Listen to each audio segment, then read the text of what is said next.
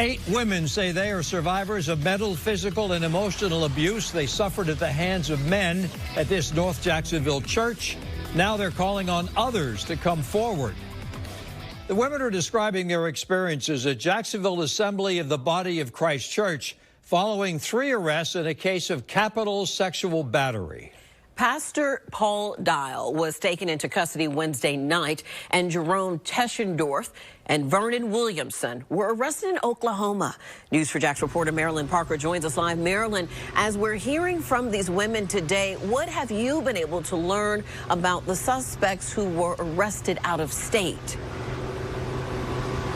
So we learned that Williamson was extradited here to the Duval County Jail on Saturday, and the Teschendorf is looking to be here sometime soon. Now, the women we spoke with, along with their attorneys, say they believe this abuse went on after they left the church. They also believe it's possible that some of this abuse was experienced by people at other churches that the Assembly associates themselves with.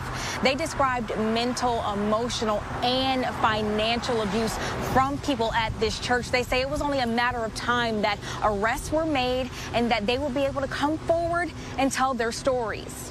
The women at this table and on Zoom all had different experiences at the Jacksonville Assembly of the Body of Christ. At the old church, they remembered strict rules they had to follow dating back to the 70s. Oppression doesn't seem like oppression if it's really all you've ever known. At the head of the church was Pastor Paul Dyal. He, along with Vernon Williamson and Jerome Teschendorf, are all charged with capital sexual battery following reports of abuse inside the church. Lisa Stroud was Teschendorf's stepdaughter. The church made him the youth leader at one point. He's hurt a lot of people, and I think that as this case continues, that's going to come out. Their school was on church grounds. When they weren't in church, they were at school. It was an isolation. It is fear, intimidation. We were segregated and we were secluded from the outside world and ostracized. We were made to look extremely different so that other people looked at us like we were the odd people. They talked about being shamed for cutting their hair, unknowingly enticing men at the church, and even being set up with men at other churches. I'm 16, 17 years old, and you're sending a 40-something-year-old man to try to court me? They say they were also beaten with paddles. And when he hit you with it, like Paul Dyal hit me with it, and when he hit me as a little child, I'd fly across the desk and he'd pull me back by my ankle. So I had bruises that come from my neck all the way down to my ankle. Some of them express relief that all of this is finally coming out. With being brought up in it, it was normal. Okay, first of all, let me clarify that.